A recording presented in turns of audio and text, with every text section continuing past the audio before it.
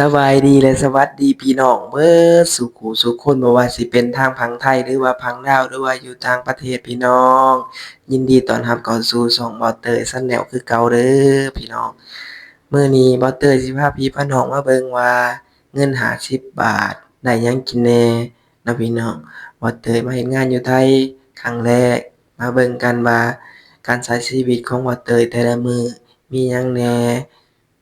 เบาเตยกำลังเลิกงานมาพี่น้องก็สิ ถ่ายคลิปไว้แล้วก็สิเอาลงให้พี่น้องเบิ่งอยู่ข้างบนเด้อพี่น้องเงิน50 บาทบ่เตยได้มีผักแล้วก็ข้าวเหนียวห่อหนึ่งเนาะพี่น้องแล้วก็เนียนมะเขือน่ะ20 บาทพี่น้องเอ้ยหรือว่า20 บาทแล้วก็ข้าวเหนียวก็10 บาทแล้วก็ผักสดก็10 บาทแล้วก็ซื้อน้ำกินแหน่พี่น้องเอ้ยว่าสิหยอดตู้นั่นแหละแต่ว่าลืมเอาขวดไปพี่น้องว่าสิหยอดตู้หยอดเหรียญหั้นน่ะพี่น้องเอ้ยการใช้ชีวิตของบ่เตยก็สิพอประมาณนี้แหละพี่น้องขึ้นมาไทยครั้งแรกก็จักบ่ฮู้ว่าสิเฮ็ดจั่งใดเนาะก็ยังแบบว่ายังไปไสมาไสยังบ่ทันได้เดินทางสะดวกแล้วก็รถรางก็หลายก็ต้องระมัดระวังแหน่พี่น้องเอ้ยเพราะว่ายังบ่ทันได้คุ้นเคยเดินคนละเลนหั้นแหละพี่น้องอาจสิเว้าไทยบ่ชัดหรือว่าจั่งใดแหน่ก็ขอโทษขออภัยเด้อขอเว้าแบบสไตล์บ้านๆหั้นแหละพี่น้องให้พี่ให้น้องเบิ่งการใช้ชีวิตแต่ละวันหรือว่าแต่ละมื้อเนาะของเว้าเตย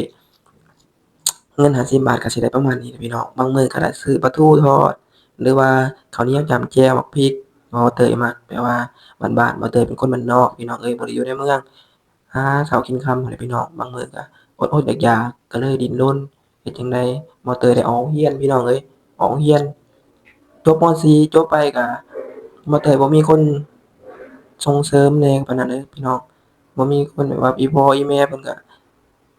บ่มีเงินแล้วก็อีแม่เพิ่นก็ได้จากโลกนี้ไปแล้วพี่น้องเหลือแต่พ่อผู้เดียวเนาะเพิ่นก็เบิ่งไปแต่แบบนั้นแหละพี่น้องแต่ว่าบ่เตยก็ตัดสินใจเนาะจากบ้านไกลเมืองขึ้นมาหาเฮ็ดงานอยู่ไทยเนาะพี่น้องเป็นจั่งใดก็ฝากติดตามให้บ่เตยแหน่เด้อครับหรือว่าฝากเป็นกำลังใจ